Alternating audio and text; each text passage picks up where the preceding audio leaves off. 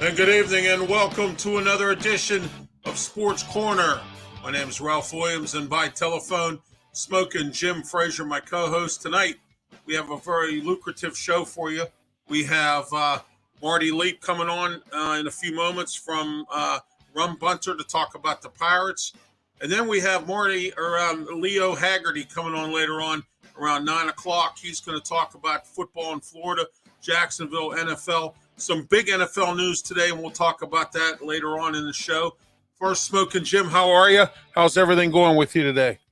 Hey, man, I'm doing great, Ralph. That's good. That's good to hear. Hang on a minute.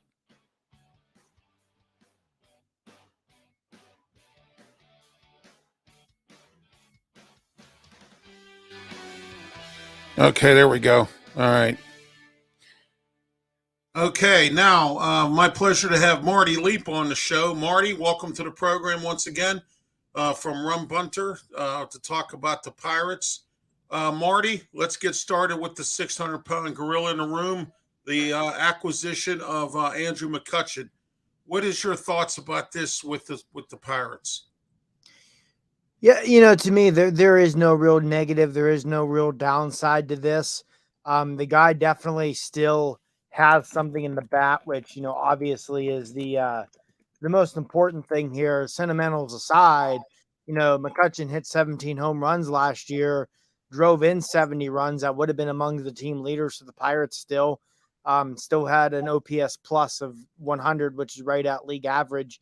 So, he was basically league average hitter last year with slightly above average power. And in the Pirate lineup, that would have been welcomed. And, I think there is something to be said for a guy returning to a place where he's comfortable, where he truly wanted to be, where he truly wanted to return to, and that giving a little bit extra juice to the bat also.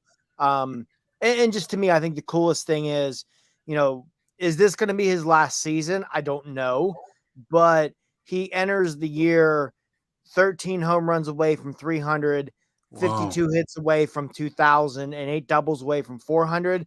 So the fact he's going to be able to get that 300th home run, 400th double, and 2,000th hit in a Pirate uniform, if nothing else, that alone makes this contract worthwhile, in my opinion. And, I just think it's another deal that Ben Cherington has made this offseason that, well, it's not a major deal. It definitely improves this roster and, makes the team more intriguing for 2023. You watch the Sports Corner here on YouTube, Facebook, Twitch, and Twitter, our 4 media platforms. Also, we have Marty Leap tonight from Rum Bunter, Smokin Jim Frazier. You have anything you want to add? No, I'm enjoying the conversation. All right. Okay, great. All right. Marty, I wanted to ask you this question. What's the thought process right now with Brian Reynolds? I would guess, if I had to bet money on it, I think at this point we're close into the start of spring training. I mean, pitchers and catchers report in about 2 weeks. I don't think he's going to be moved before the start of the year. Now, do I think he's going to be here long term? Unfortunately, no, I still don't think he will. When a guy requests a trade when they still have 3 years on that contract, that's a really, really difficult relationship to smooth over, I feel. Barring something crazy happening this year, the Pirates come out and compete for a postseason spot and make it, I think Reynolds is moved before the end of the calendar year. Maybe it's July. Maybe it's next offseason. Right. But I do think he'll be here opening day 2023, but I do not think he'll be here opening day 2024 unless something drastic changes between now and then. Do you think that the agent saying that he wants traded and all that, is that coming out of his mouth, or is that really Brian Reynolds talking? What is that? I mean, I'm sure it's a bit of both. Usually it is a little bit of both in this situation. It's a bit of the player, it's a bit of the agent. I mean, by all reports, it seems like whenever the Pirates approach Reynolds on a long-term deal and the two sides were not able to meet on a deal, that's the main thing that led to Reynolds requesting a trade. I don't think Reynolds dislikes it in Pittsburgh or anything. He's always said the complete opposite. And there's no reason to believe that was just him saying what people wanted to hear, because he would go out of his way to say it. So I don't think he's making that up. It's just, I think he wants to get paid, and he's not going to get paid what he believes he's worth in Pittsburgh. And you look at some of the money flying around baseball right now. I look at a guy like Brandon Nimmo, who got, I think, like $160 or $165 million this offseason, and Nimmo is not the player Brian Reynolds is. I don't blame him for wanting to test free Yeah, agency. I don't either. Market. Yeah. I think the Pirates offer what was reported was something like 6 years, 90 million, 95 million, which I think is very fair for Brian Reynolds. But when you see a guy like Brandon Nimmo getting 160 plus million and you're a better player than him, why on earth would you settle for 90 million? I can't blame the guy on that front. And I don't think the Pirates are necessarily at fault there either. You look at the Pirates, and I remember this was always a sticking point in the Neil Huntington era when people wanted them to spend more money when they were winning. And the fact of the matter is they're going to operate how they're going to operate. They're never going to have this huge payroll. And when you're going to operate that way, you can't afford to spend 30, 35, 40% of your payroll on one player, which if they would go out and give Brian Reynolds that, $25, $30 million a year contract he might get elsewhere, that's how it's going to be. And that's just not financially smart. So yeah, it's just, that's the way the Pirates are going to operate. And as long as they're going to operate that way, they're not going to pay a player that kind of money. And again, I can't fault Reynolds for thinking he's worth more than that and trying to go get it elsewhere. I see. I understand, they signed Rich Hill in this pitching staff. What do you think? Do you think they're going to pursue some more pitching as we go along and before spring training starts? I mean, I certainly would love to see them pursue more bullpen help. I think I'm pretty bullish on this starting rotation going into next year. I mean, last year we saw Mitch Keller finally put it together. His final 25 starts, he was good. He was really good. It took a long time. Keller finally is turned a corner. Ronzi Contreras looks like a budding star. It was only 7 starts, but Johan Oviedo was really good after coming to the Pirates. So, you supplement that with Rich Hill. You have guys like Luis Ortiz and Quinn Priester and Mike Burrows who should join the rotation this summer. And I mean, JT Brubaker, Vince Velasquez are nothing great, but a lot of teams have worse number 5 starters than those two. I think this rotation could be a pretty decent rotation. Problem is, his bullpen might be the worst in the National League, at least on paper. I would love to see them add to it. At this point, I don't know if they will. There's not much left out there. I really like the Harlan Garcia addition at the winter meetings. I think he'll provide a really quality lefty to the pen. But I think this year the Pirates are probably going to go into the season just hoping some of these young bullpen arms can take a step forward. So, yeah, if they add to the pitching staff, I think it would be the bullpen. I think the only way you add to the rotation is if a Brian Reynolds trade does happen. I think you're going to target 1 or 2 young starters in that trade. But I think at this point, the rotation is pretty set on what it's going to be. And like I said, I think it could be a pretty good one. But I would definitely like to see him out of this bullpen because I don't think the bullpen, at least to start the year, is going to be very good outside of 1 or 2 arms. Do you see any changes in the coaching staff this year, or is Derek Shelton sticking with the same group? I mean, I definitely think if we don't see improvement on the field, there's going to be changes. I mean, if we don't see improvement on the field, I think there's a real shot Derek Shelton isn't back for another year in 2024. I understand why they've kept Shelton around. I've had a lot of issues with his in-game managing at times the last 3 seasons, but I also have to constantly remind myself, he's not exactly managing the 27 Yankees out there his first 3 years. Right. Yeah. And I think a lot of times some of the decisions he made was him throwing young guys the fire and say, here you go. We're not going to win this year anyway. Right. Let's see what you can do. Let's see if you can handle those pressure situations, because then we know if you're someone we can try and build around or not. So, I mean, I think the team can take some pretty big steps forward this year, both record-wise and just from – I think it'll be one of those teams, when you watch them, you'll say, all right, this is a much more competent baseball team than last year. I think a part of that is just because they're going to be a lot more talented. But, yeah, I think if there aren't strides made this season, I have no doubts. You're going to see coaches get fired, and you may see Derek Shelton get fired if that doesn't happen. Well, I have some fellow podcasters listening here. Snyder Cut Podcast says, good point, Marty. And he also said he got to work with what he has, and that's the truth. I mean, he only has so much talent. Clint Hurdle worked with what he had. He was able to make chicken out of chicken salad, or, into chicken salad, as they say. And then he got disgusted and walked away, which I don't blame him. But, so what's your thoughts on Roberto Perez? I heard he got signed today or with somebody. What's your thoughts on him going bye-byes? Because I thought the last time you were on the show, you said you thought they might bring him back. Yeah, I mean, I thought something was going to get done with Perez from talking to people, from my understanding, when he went to get his physical. The Pirates still weren't sold on what they saw. They wanted to see him play winter ball, which I think that was kind of the handshake agreement between the two, was he was going to play winter ball to prove he was healthy, and he Right. didn't do it. I think that was a pretty big factor there. And once they got Austin Hedges, obviously there was not the need for Perez. You weren't going to bring in two catchers of that caliber this offseason, because ultimately by the end of the year, you're hoping you're catching duos Andy Rodriguez and Henry Davis. So you got your veteran and Hedges to bring those two along. And I mean, Hedges can't hit at all. There's no way around that. He can't hit the baseball, but since he made his major league debut in 2015, he leads all major league catchers in defensive run save. The guy knows what he's doing behind the plate. I think he'll be a great mentor for Rodriguez and Davis, who are definitely bat first catchers. So yeah, I think that was the biggest thing, where once things kind of fell through with Perez's physicals and he didn't play winter ball, and you combine that with them signing Austin Hedges. And, I think it's pretty telling it took a catcher with the track record of Roberto Perez until February to sign, because, teams always need catching help. So the fact that Right. guy hung around this wrong, I think the Pirates aren't the only team who were concerned about his medicals. Well, my concern is, Marty, having to do with this 20 catchers that they had last year. I mean, every time you turned around, it was a different person, the catcher. I mean, I even thought they had the ball boy playing catcher there for a minute. But I mean, that was my biggest concern, as well as the bullpen kind of laid an egg last year a little bit. And what's your thoughts on JD Brubaker? What's he going to do? Is he going to be in the bullpen like they did with Crow, or what do you think with him? Yeah, I'll be very curious to see what happens with Brubaker. He's definitely a guy whose stuff would play up in the bullpen. We saw that in 2020 when he made his major league debut and looked really good out of the bullpen that season. That said, he's probably done enough to garner remaining in the rotation. I mean, last year, I know his overall numbers weren't the best, but he really struggled his first two starts and then just hit a stride and pitched extremely well until his last start, when he was pitching injured and probably shouldn't have been on the mound, honestly.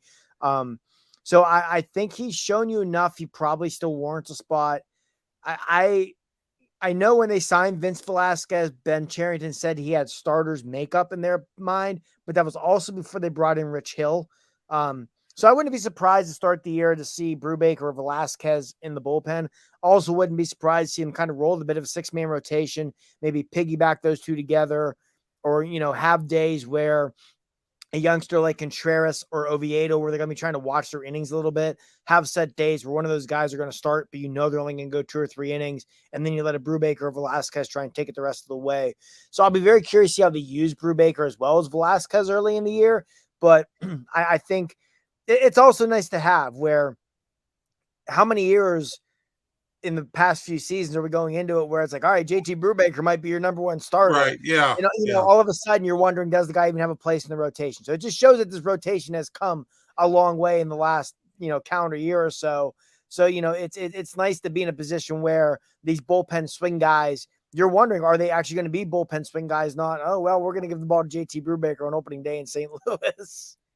Yeah. Well, let me ask you this. JD Brubaker probably could have had a better record if the team didn't lay an egg and not hit for him, and the fielding was bad and some other things that went on. What's your thoughts this year on the infield with Key Brian Hayes, Ornell Cruz, and the rest of the infield? If they stay healthy, I think they can be could be the top-notch infield of the league. What's your thoughts on that? Yeah, I think it can be a really good infield. I mean, with Hayes, I feel like because he plays for Pittsburgh and his offense hasn't come along, even from Pirate fans, he does not get the credit he deserves for his glove. I mean, I would make the argument Key Brian Hayes is the best defensive player in baseball, regardless of position, especially at third base. No offense, Nolan Arenado. I mean, Cruz, it's going to be a wild ride at shortstop. He's going to make plays no one else makes, and then he's going to botch the routine play, and then he's going to hit a ball 500 feet into the river. It's what you're going to get with O'Neill Cruz, and it's just going to be fun to watch. Castro, to me, is the overlooked guy of this bunch. Last year when he returned to the major leagues in early August, from then to the end of the season. So it was about a 200, 250 plate appearance size. So not super small, but not, it was a decent size plate sample size. He hit really well. Hit for a ton of power. Hit something like 12 home runs over the last 2 months of the season. And if you can get that kind of pop out of second base with, he's going to give you quality defense there, I think Castro could be one of the more underrated players on this team. So I'm very excited about this infield, even at first base. The two solid additions there with Troy and Santana. So no matter who's playing there, it's a position that's going to be a huge upgrade over recent years. I agree with you. I think this infield could sneak up on people and very quietly be one of the better infields in the National League. And I mean, it helps when you've got, the best defensive third baseman in baseball and maybe the biggest freak athlete in baseball, shortstop. Well, at first base, all I hear from all my national friends is about Choi. Do you think is he that good? That all my national podcast friends that have sports shows and I have them on here, that's all they talk about. What do you is he really that good? I think he's going to be a great addition to the team. I mean, especially offensively, guy gets on base a ton. If you look at some of his splits from recent years, he's definitely a player who's going to benefit big time from less shifting this year. He was few players in baseball were shifted more than G-Man Choi in recent years. So he should really benefit from that. And, defensively, he's average at worst, which, long gone are the days of just sticking whoever over there, Colin Moreno, Michael Davis, or just. And the Will Craig experiment. yeah, exactly. It was similar to catcher. We forgot about that one. No, I try to forget about that play. But where it's like, hey, you know what? You can breathe. You can write your name. Here's a first baseman's mitt. Go give it a chance. It's going to be. And I think a lot of people think first base is easy, and it's not. There's a lot more that goes between between the footwork and positioning your body right and some of the throws you have to make. It's a lot more challenging than people realize. I think a lot of people think first base, you just stand there and catch the ball. There's a lot more that goes into it than that. And I do think them targeting first base defense, both with Choi and Santana, I don't think that was a coincidence when you've got Cruz at shortstop where you never know where that ball's going to go.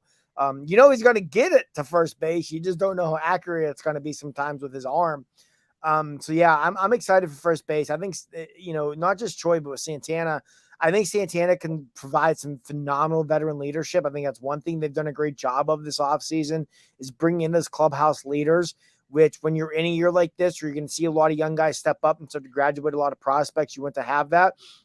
Especially with Santana, I don't think it can be overstated the value he can bring to some of these young Latin players, such as Cruz, such as Castro, such as Rollins and Contreras, and the leadership he can provide to those guys.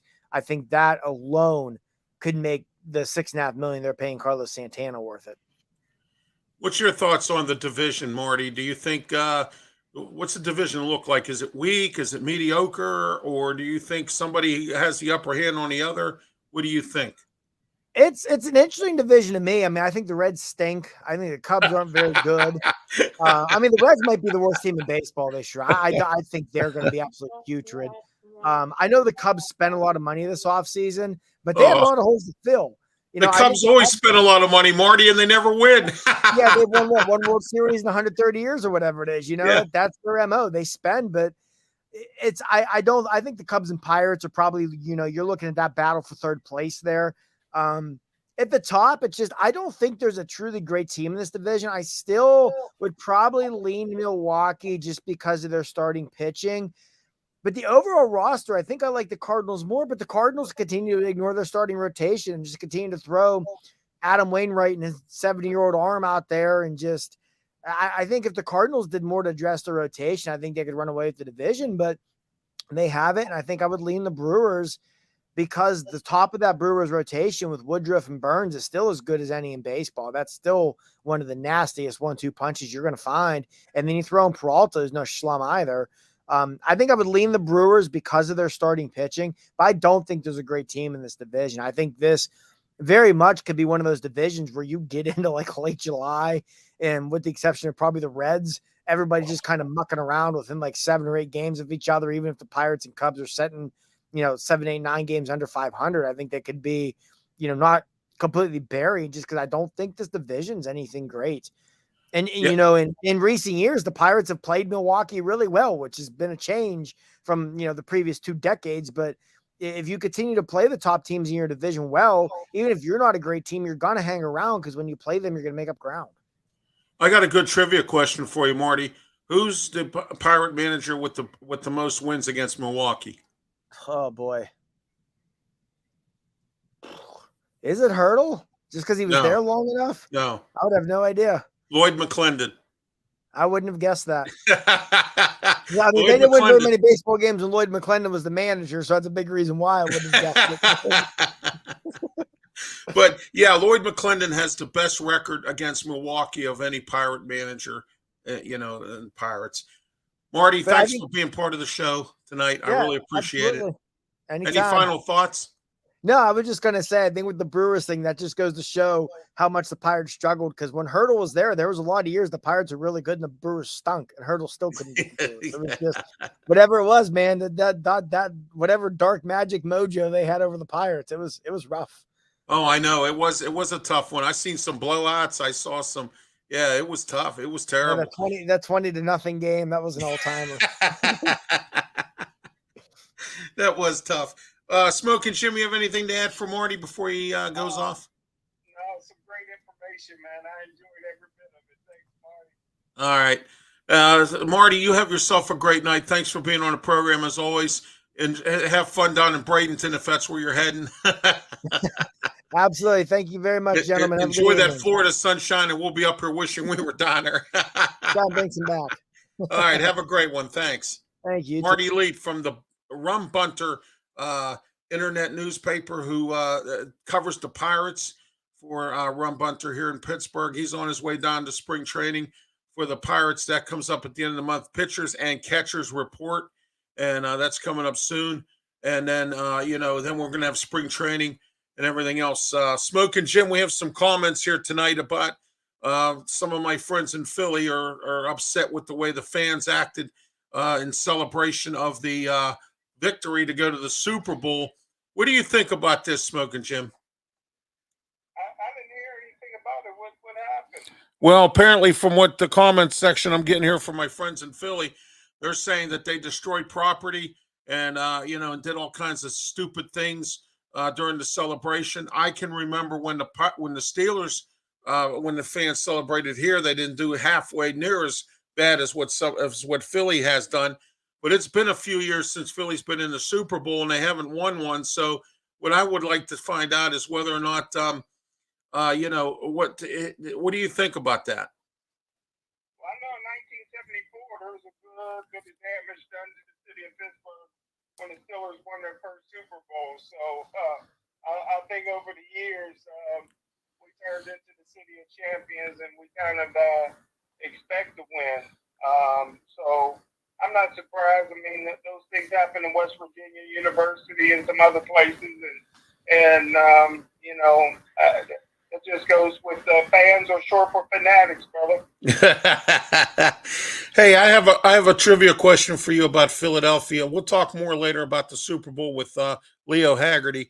He's going to be joining us at 9:00 to talk NFL, Tampa football, Jacksonville, and Miami, and whatnot. But I have a nice trivia question for you. Who are the 4 coaches that took Philly to the Super Bowl? Dick Vermeil, Andy Reid, Okay. Peterson, Right. and the guy that's there now. Right. There you go. Very good. All right. All right. All right. Smokin' Jim. Because I've been saying that trivia question, and not too many people have been able to give me the answers on that. So that's really good. So before Leo comes on, we're going to talk a little bit about today's key announcements. Denver has signed Sean Payton to be their new head coach. D'Amico Ryans is going to be the head coach down at Houston. I feel bad for him. I'm going to say some prayers for him. But the good news is they signed him to a 5-year contract. So we'll see if he lasts his 5 years. He got endorsed. He got endorsed today on podcast by JJ Watt. So anyway, what's your thoughts on these hirings? Well, I thought that I was happy in Denver. I didn't think that they would land Sean Payton. I thought it was too much of an uphill climb for. I thought there was other places Sean Payton could have went to that had actual draft picks and and money under the salary cap and stuff like that. But I was happy for Russell Wilson. He got a true quarterback, offensive coordinator that's very good with the quarterback and a quarterback-friendly offense. So it should be fun, at least watching that offense perform under Sean Payton. Right, right. Yeah. Oh, yeah, absolutely. And hang on a second here. Hold on a minute. Oh, yeah. Okay. Hey, Ralph, Yeah. did they say how much Payton got per year? 20 million. Oh my goodness! I heard the reports out there. Yeah, $20 million plus he got 20 million. They had to give up a first round draft pick for this year and some second round picks for next year, I believe. Send it to who? To New Orleans because he was still under contract with New Orleans. Well, they gave Seattle all their picks. Where'd they get the picks? I don't know. I don't know. I really don't. Can't say that I know. I mean, I really don't know what happened there, but you're right. They did give up a lot of picks to get what they gave to give Russell Wilson, and then on top of that, they had some some other bad luck. Vic Fangio got hired as defensive coordinator for Carolina. As you know, Frank Reich got hired there. Let's talk a little bit about that. What's going on with Frank? What do you think about Frank Reich? I just think he's a great offensive mind. His career took a turn when the quarterback left. What's the quarterback that quit all of a sudden on Indianapolis? I can't think of his name right now. First round draft pick, but when he just up and quit, that kind of killed Frank Reich's career. Had a lot of injuries at quarterback. He really couldn't get his footing, but I think he was always a good offensive coordinator. He was a good quarterback in the league. I remember watching him play for the University of Maryland. He was always knew how to move the football. So I think that they got a good quarterback there. I mean, coach there, but I was surprised because I really thought Wilkes did enough to keep that job. He showed me great leadership. He didn't mind getting in the players' faces. He didn't mind benching players. He didn't mind kicking players off the field. And I think that's what you needed down there in Carolina. But since they didn't hire him, I think the next best move would have been Frank Reich. Now, what can Frank do without a quarterback? It might have been a bad move for both parties because I've never seen him operate. He's never operated very well without a quarterback. Well, he had Andrew Luck, and then when Andrew Luck, that's what I'm thinking about. yeah, when he stepped down, that was when his luck went bye-byes, and then he tried to rejuvenate Matt Ryan's career, and you see where that went. And he didn't have no luck in Indy with none of that. Indy still doesn't have a head coach. Arizona still doesn't have a head coach. Where do you think those two teams go? Be honest with you, I thought that Kyler Murray was tied to the previous head coach that just got fired. Even if I would have kept him, even if you can only be a mediocre team, 9-8 like the Steelers or 8-9. Kyler Murray's a problem, man. I love him. He got all the talent in the world, but if you won't study and you won't work, and you're a problem, man. And now you got a long-term deal. He's not getting along with his receivers. He's not getting along with his coaches. He want to do his own thing. He's not studying. So I don't know what coach can really come in and turn that around. And Kyler Murray got all the talent in the world. But he thinks he wants to do things his own way. He thinks it's his world. And I don't see anybody going down there and winning in that situation. What was the other team you asked about? The Arizona Cardinals. What direction do you think? I'm sorry, Indianapolis. What direction do you think they're going to go? You know what? You know, they like I said, when Andrew Luck just up and quit, you know, on the organization, and then they still end up paying him for the whole season, which I got every bit of that signing bonus back that I was entitled to if I was the Indianapolis Colts. When a guy just up and quits on you for no reason. But hey, they love their football in Indianapolis. The Colts have had a great tradition, even in Baltimore. So hopefully they'll land on their feet. I haven't heard of anybody that was looking to take that job. I thought maybe Jim Harbaugh might have came back out of college to take it, but he re-upped with University of Michigan. So I think it's kind of up in the air, man. That's going to be another tough job without a quarterback. You know that nobody wants Matt Ryan. He's already proven he's washed up. Oh yeah, absolutely. All right, let's get into some Steeler news here till we wait. We're waiting for Leo Haggerty. We had a little bit of technical issues with his email, so we're waiting for him to come up. And as soon as he gets here, we'll get him on. Steeler news today. They're preparing for the East-West Shrine Bowl down in Las Vegas, and then they're preparing for the Senior Bowl. Now, 3 names I have here that have already been thrown out. They're looking at Keon White, who's a defensive end from Georgia Tech. He was a Pitt nightmare this year when he played against Pitt. He's a really good defensive end. They're looking at this kid called Jack Campbell, inside linebacker from Iowa. And they're looking at Dorian Thompson Robinson. Now, I know his name is familiar to you. If you watched the Sun Bowl, he was number 1. He had the jersey number 1.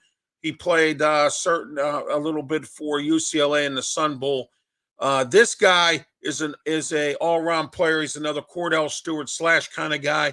I think that's probably what they're looking at him for. They sent 4 scouts down to UCLA's Pro Day, and they're going to look at him in the East-West Shrine Bowl or the Senior Bowl. What do you think about these 3 guys here? Well, all 3 can play, especially the middle linebacker from Iowa.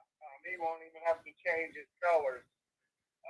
But again, I think that if you're thinking the way the Steelers are thinking right now, that they have their franchise quarterback and Pickett, you have to, for one of your 2 first-round picks, and I'm counting the 32nd pick as a first-round pick, you have to land Addison because that's the player that Pickett is comfortable with.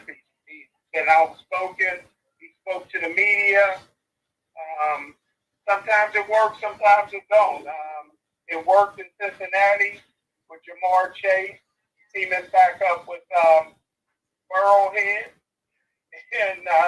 but it didn't work out so well with the New England Patriots with Plunkett and Randy Bataha. So it don't always work, brother. But I would definitely go after Addison. That would be my number 1 priority because of the quarterback. Oh, absolutely. I think Jordan Addison, we should pick him up. Also, I know Pickett's been, I think he's asking the Steelers to pick up Jarrett Wayne. I think Jarrett Wayne will make an undrafted free agent because he played with both of them at Pitt. And what do you think the Steelers are going to do with Deontay Dropson? Do you think they're going to keep him around, or do you think they're going to try to shed his salary and get something for him?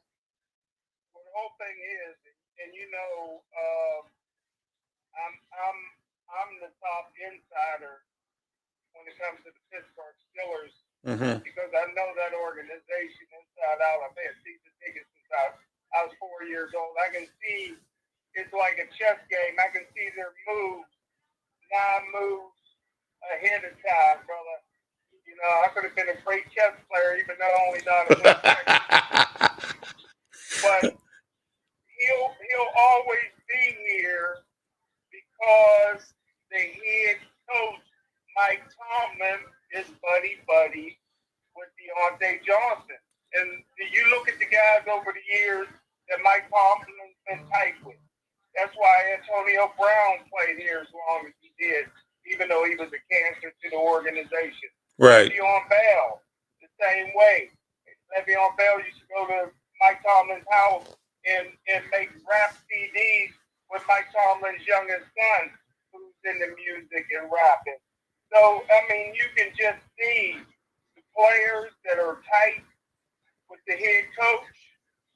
Well, they got a long leash, man. And Deontay Johnson never should have got that $18 million. We both said it before they signed him. You cannot give him that kind of money. He's not that type of receiver. Not at all.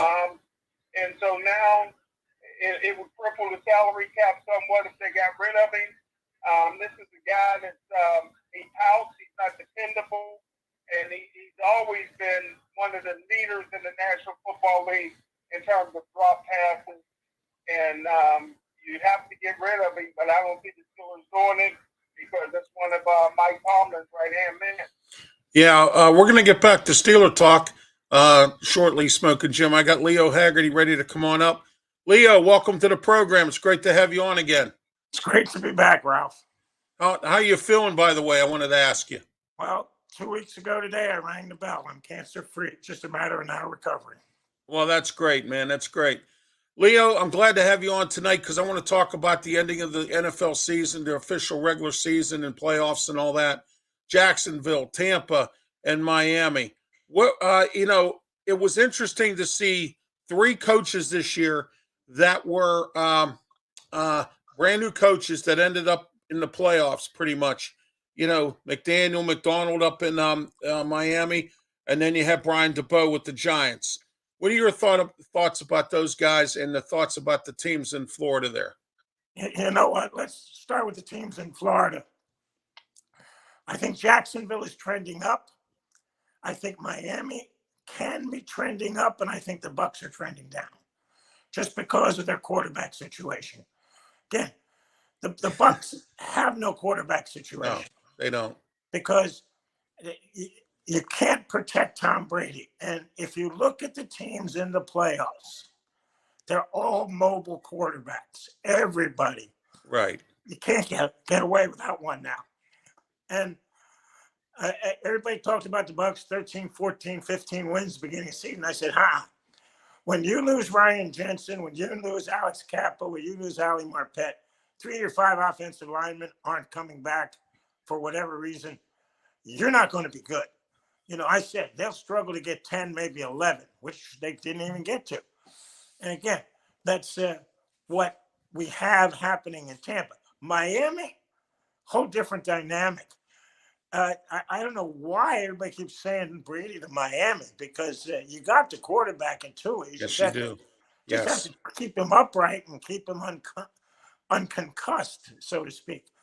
The team you better watch out for is Jacksonville. Yeah. Because they've got a Super Bowl winning coach in Peterson. They've got a franchise quarterback in Trevor Lawrence. Trevor. Right. In Trevor. And, when you look at last year, Etienne goes down for the whole year in the first preseason game. Lawrence has no progress because of the head coach that was there. Urban Meyer. You can call what you want, but the guy completely negated any type of progress he could make. And look what they did this year.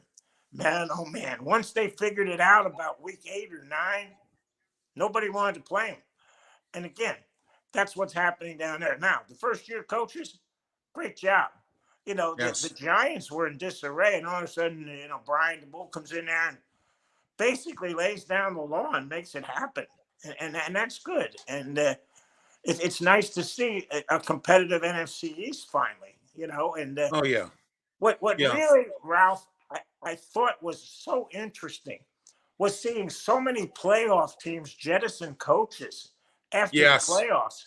Yes. I mean, the Vikings get rid of their defensive coordinator. Yeah. And Kellen Moore with Dallas, he's gone. Yeah. He went to the Rams. Yeah.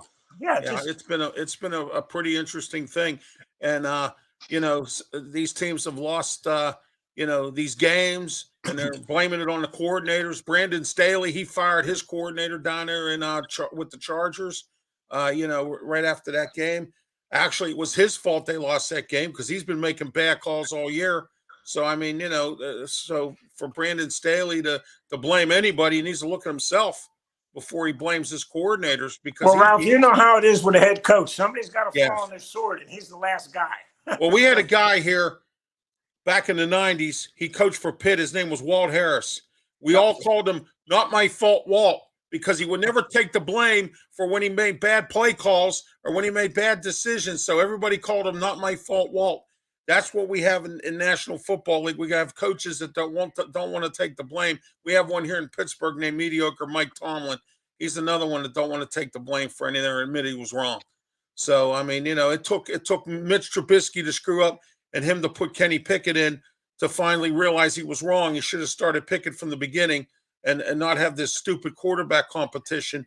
And here in Pittsburgh. Now, my next question to you, Leo, is with Tampa. Now, what's the deal with Todd Bowles? Is he going to stay? Is he walking on eggshells? What's the deal with him?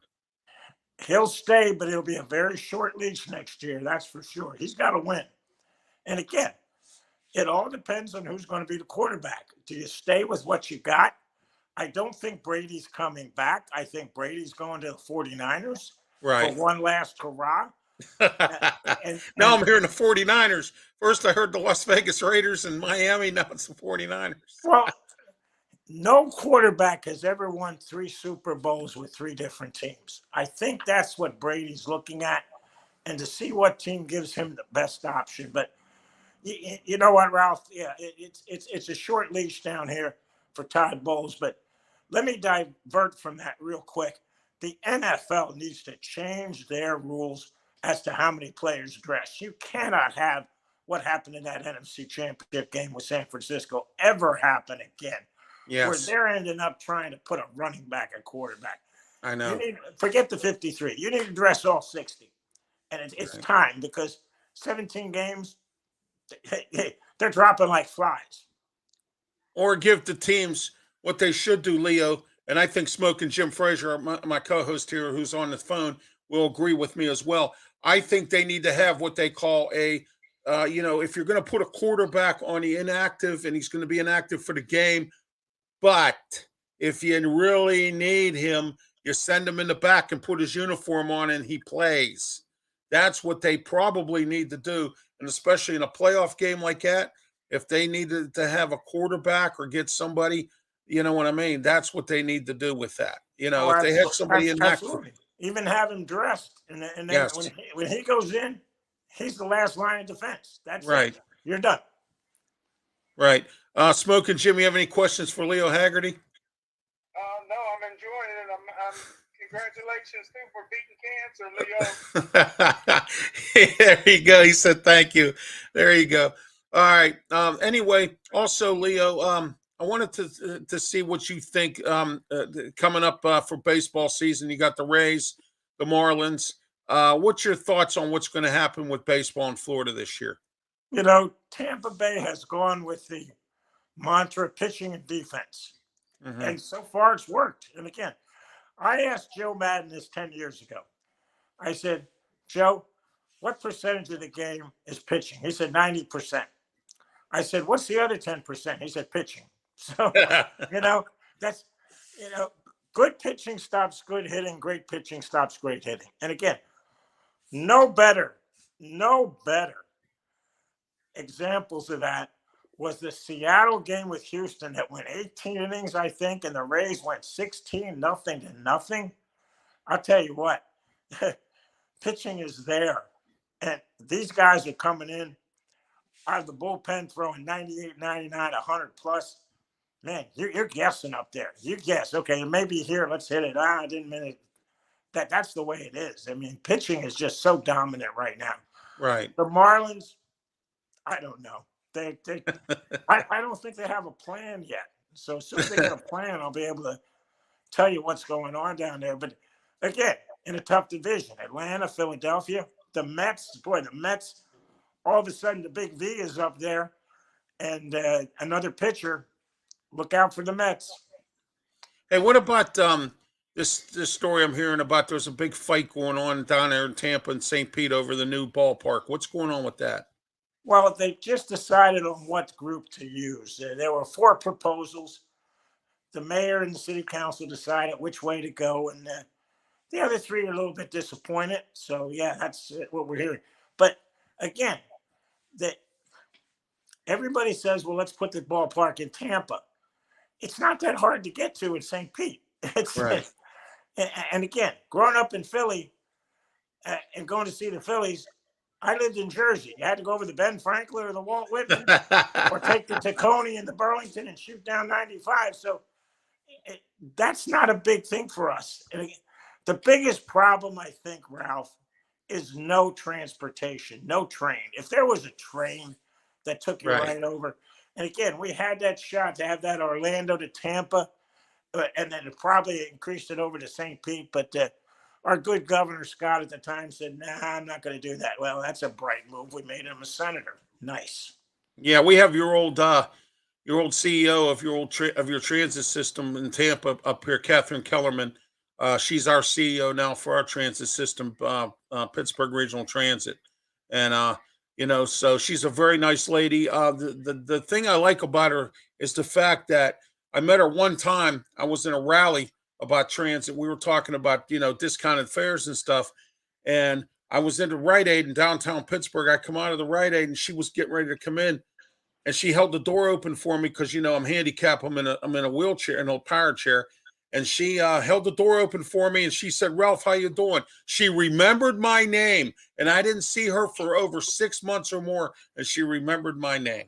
Well, that's big. When people call you, That's right there was I knew this woman's going to be a classy person, and she's doing a good job. She got stuck with some crisis situations. We had a train derailment, and boxcars went on top of our subway tracks and stuff. The good news about PNC Park is, speaking of that, you can ride over on our subway, which is called the T, for free, because all the North Shore businesses, the Roonies, and that liar Bob Nutting, the owner of the Pirates, pays, and the businesses over there, they pay a PRT, and you can ride for free. So wow. that's to get to the game, to the ball game over there. So that's great. That's the best bargain in town, because it's $40 to park your car. So Yeah. I mean, but anyway, one other thing I wanted to ask you real quick here. What's your pick for the Super Bowl? You going to take Philly? Yeah, I am, only because Mahomes is hurt. And again, here's another thing that I don't think, if your listeners caught this in the game, Hurts took a big hit on that right shoulder, and you could see him grimace. Yes, I saw it. Yes. I'm just wondering how much damage that did. And again, the guy's got to slide. It's just that thing. But the biggest thing is Philly will run the ball. That's the thing. Yes. If you can, and let's go back to what the Bucs did against the Chiefs.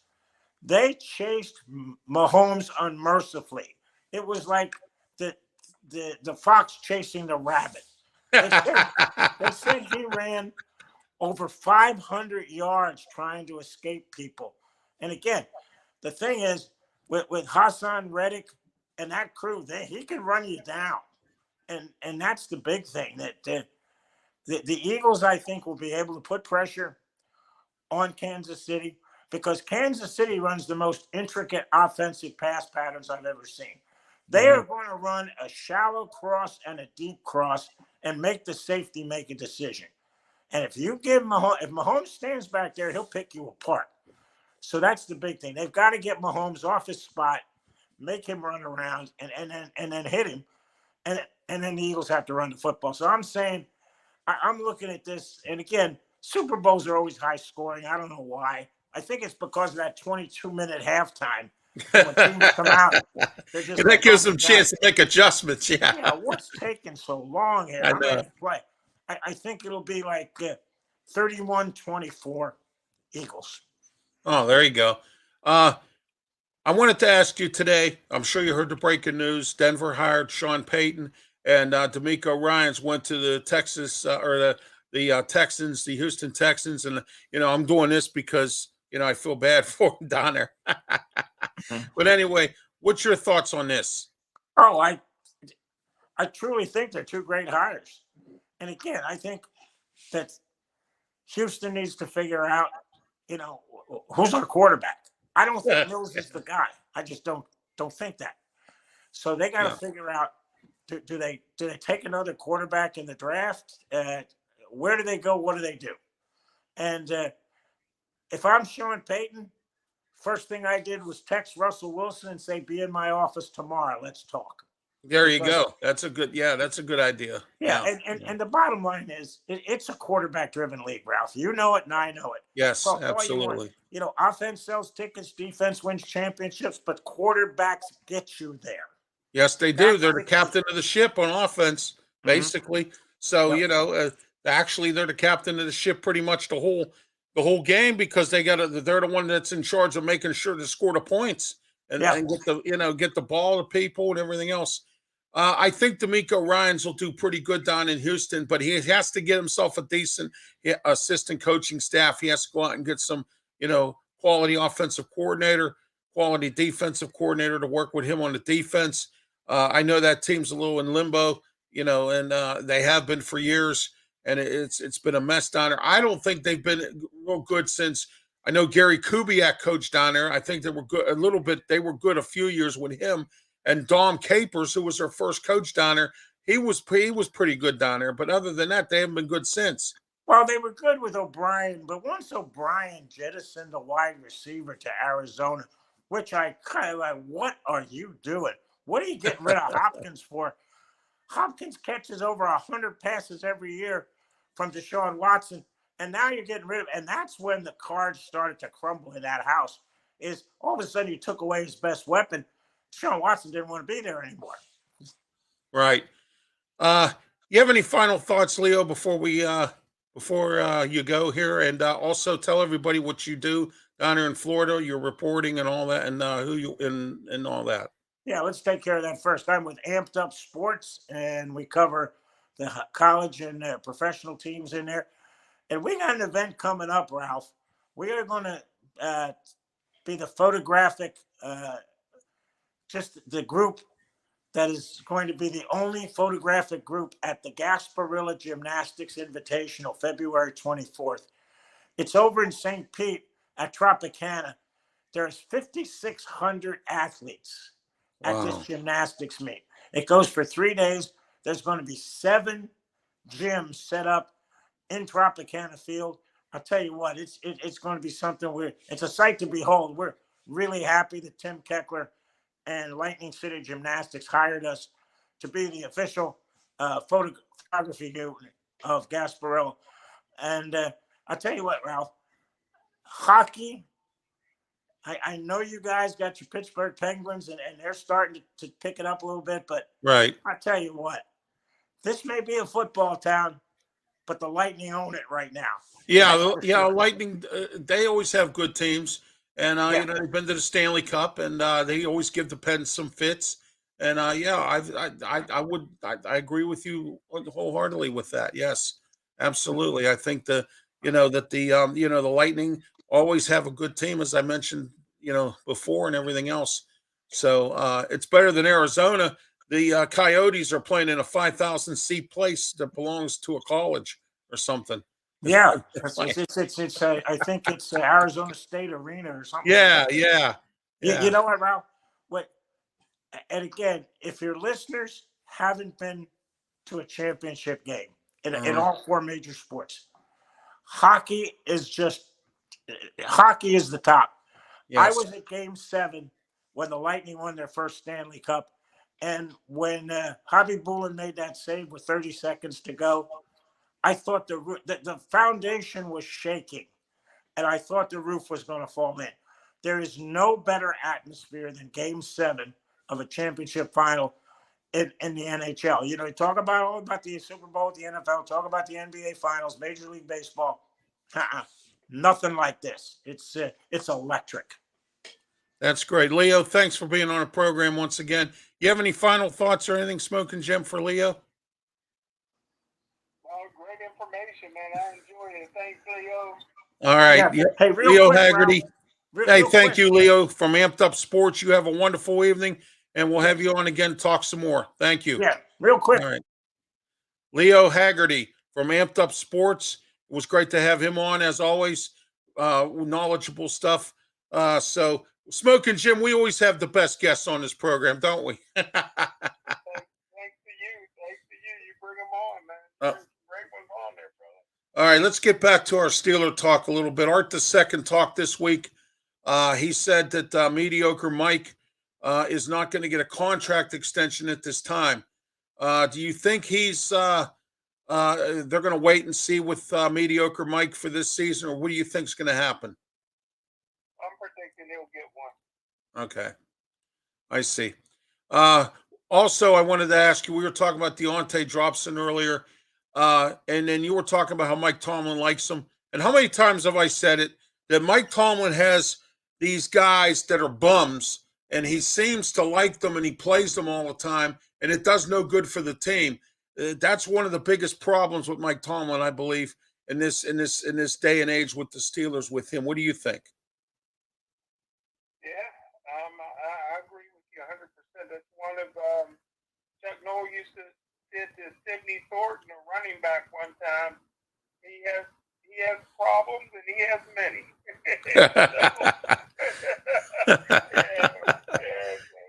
That's one of many problems that he has. Oh, absolutely.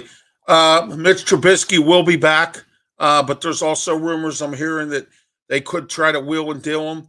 Do you think that I don't think they have a salary cap problem this year, but I know they got to shed some money. Where do you think they go in shedding their money? Well, got a pencil neck for a numbers cruncher. That's imitating of a general manager. Yeah. So I mean that's his job, man, to do. I mean when you have a quarterback under a rookie salary cap, I mean under a rookie salary deal, you shouldn't have salary cap issues. So right. Well, they don't. But I mean, I know there's some money they want to probably get rid of. I was thinking maybe I'm hearing stories from some of the Steeler podcasts that I've been looking at, and they're talking about Okafor, shedding his salary, getting rid of him, bringing somebody else a little bit better, doing something with Dan Moore. I'm hearing Kendrick Green's probably going to go. We know about Devin, Mediocre Mike's buddy Bush is probably going to be gone. Which we know. They're talking about maybe perhaps 50-50 on Miles Jack. I've even heard about getting rid of Kennebrew. I don't think I should get rid of Miles Kennebrew. He's done a tremendous job on special teams. Marcus Allen, I'm hearing now too, that they need to probably shed his salary. Do you re-sign Cam Sutton? What do you think they need to do in that end? Well, I see where you're going now. I thought you meant they was having. When you asked me the question before, I thought you mentioned the Steelers were saying that they had some salary cap issues that they had to reconsider. No, they don't. But I mean, there's some money they could shed away and have more. Yeah, there's a lot of garbage on that team. Now they're not going to deal with Trubisky because nobody wants him. So long as his attitude's okay, he'll be able to come back. Mason Rudolph is gone, like you said. Devin Bush is gone. I think that they have no choice but to resign Sutton if they can get a reasonable number for him because they're really thin, not only in the secondary but at cornerback. Right. And Sutton's a guy that can play on the outside and he can play in the slot for you, and he's a pretty smart football player. So that's where they're at there. I don't think they'll get rid of anybody on the starting offensive line. I think that they can easily save some money by getting rid of Kendrick Green. He didn't dress one game this year. So I don't even know why they had to wait a year to do that. But I do think that they'll bring in, a couple decent players to back up on the offensive line or push for a starting job on the offensive line. But I think the Steelers feel like they're in good shape with their starting power. All right, let's talk a little bit about some more NFL here, and then we'll get into some Pitt stuff and a few other things here. Let me see here. Okay, here we are. What's your thoughts on the Super Bowl, Smokin' Jim? Casey versus Philly. What were your thoughts about the playoff games this weekend? Give me your thoughts on both. Well, I nailed it. After I'm not a flip flopper, but I did flip flop from Tuesday to our Thursday show. I went from predicting Cincinnati would win, Right. and then before the Thursday show, I heard about the Burrowhead. Yeah. I thought that was just enough incentive. Yeah, we'll talk about that Thursday night on the TV show. Yeah. For the Kansas City Chiefs to win, and I knew that. Although I don't feel like patting myself on the back. I mean, you lose a quarterback in the first quarter. How can you win the football game? But I thought that Philadelphia would beat the San Francisco 49ers. Salary cap set this year at $224.8 million. It's an increase from last year. And so I was going to talk about Denver interviewing a second interview with Jim Harbaugh, but they decided today that they're going to sign Sean Payton, which was we talked about that earlier. Some college football news. Georgia quarterback Stetson Bennett arrested in Texas for public intoxication. So there you go. I have no clue. He played in Georgia. He Yeah. grew up in Georgia. Is he going in Texas? I don't know. I have no idea. I just don't know. I guess when you're almost 26 years old, you can go anywhere you want to go. Yes, exactly. Alabama coach Nick Saban fired defensive coordinator Jeremy Pruitt, interviewing Washington Huskies. He interviewed Washington Husky offensive coordinator Ryan Grubb, and he declined the job. So there you go. He declined the job. Jets hired this week. Jets hired Nathaniel Hackett as their offensive coordinator, and the Dolphins are set to hire former Denver head coach Vic Fangio. In fact, I believe they've hired him already as their defensive coordinator. Also, the Rams, as I mentioned earlier, or I'm sorry, they didn't hire Kellen Moore. They hired Mike LaFleur, former Jets offensive coordinator. He's going to be down with the Rams. And the Buccaneers are in the interview process. They're currently interviewing Todd Monken for their offensive coordinator's job. He's the Georgia offensive coordinator.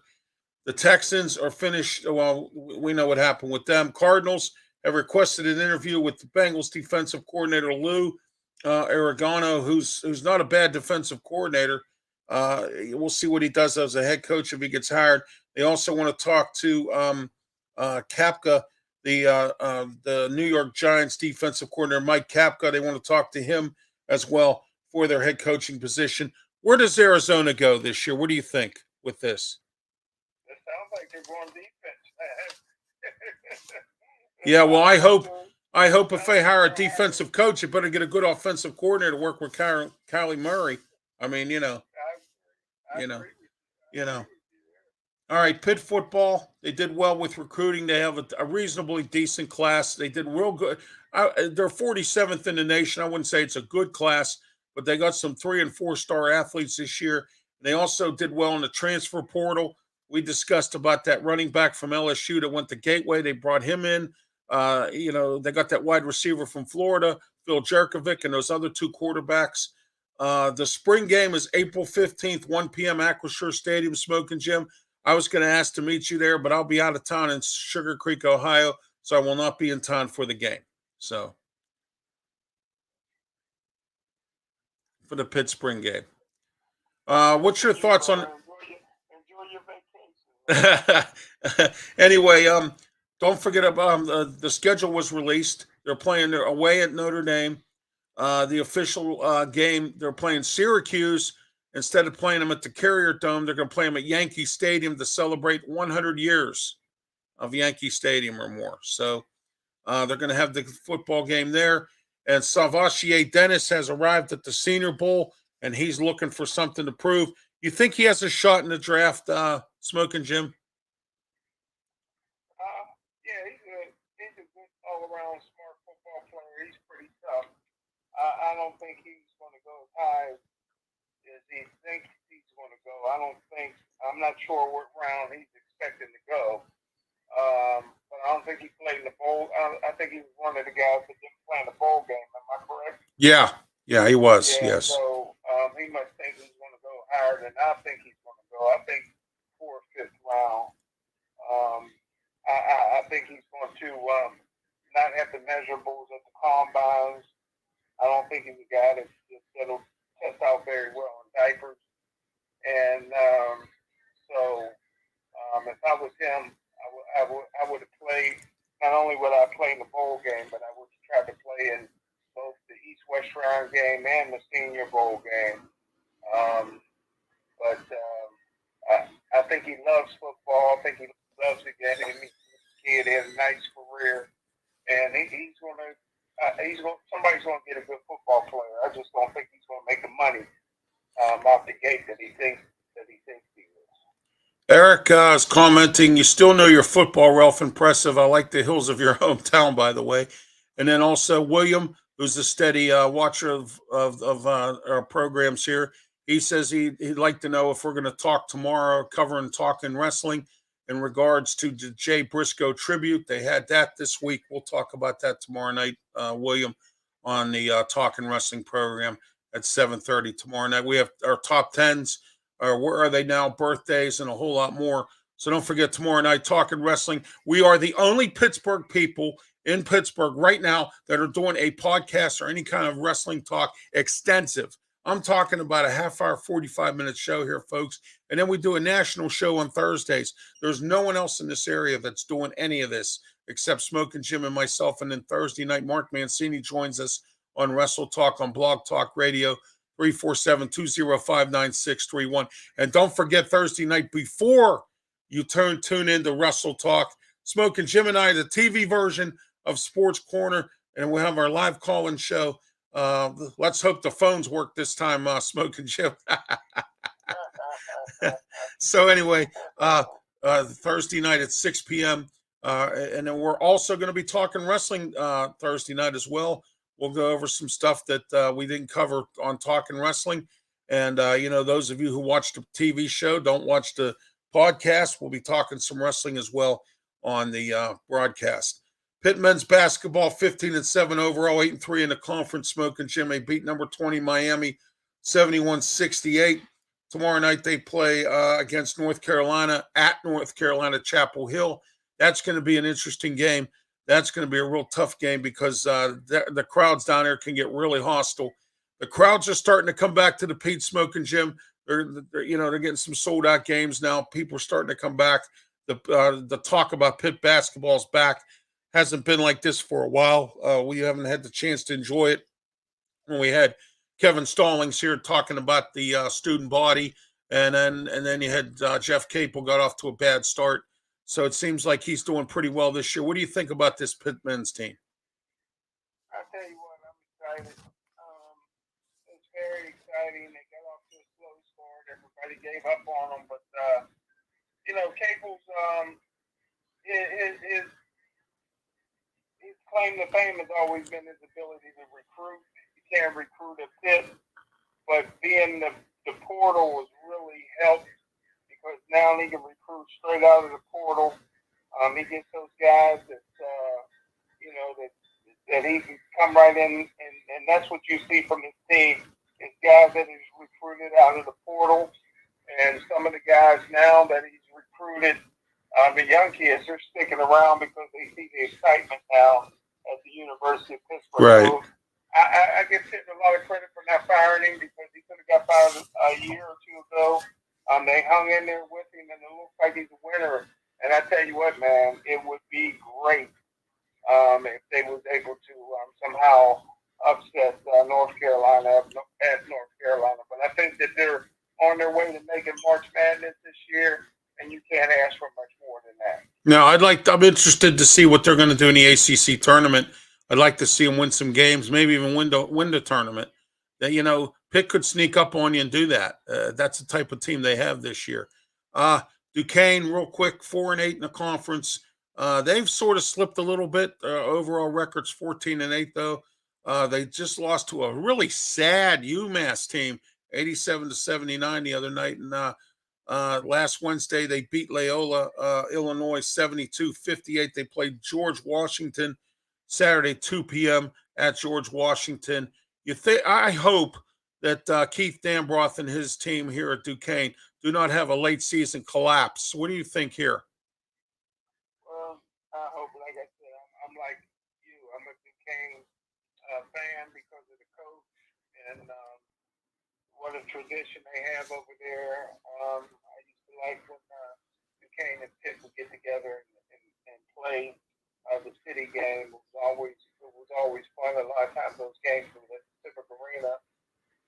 But like you said, man, it's basketball's funny. It's a game of momentum. You get a couple guys injured. You get your big man hurt, or your leading scorer, something like that hurt. Or your point guard. I mean, the point guard's the one that distributes the ball. You know.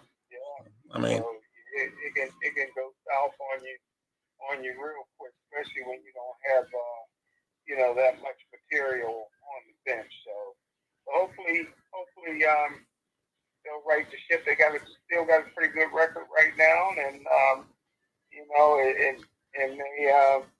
hopefully they can turn it around a bit. all right, let's get into the Pens here before we wrap it up. 24, 16, and 9. Total points 57, fifth place in the Metropolitan Division. All-Star break is here. Sidney Crosby is our only representative this year. Christian Jari is hurt. That bum Casey D. Smith is our goalie at this point. Now Ron Hextall's getting a lot of heat for not signing another backup goalie and going in on the cheap with D. Smith. Do you think he can make a move? I mean, they're hurting salary cap wise. I don't think he has any wiggle room here, but from what I'm hearing, he has to do something because Fenway's watching, and this is the first year of them owning the team. And I mentioned earlier, everybody's on probation. So let's see what he does. What do you think about the Pens?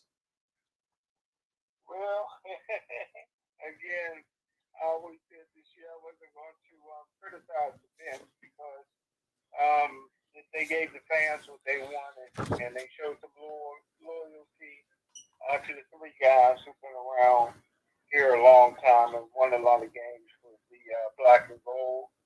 And so they gave them the contract. But this is a team that they just can't finish, man. It's like they get tired in overtime. They lose in overtime.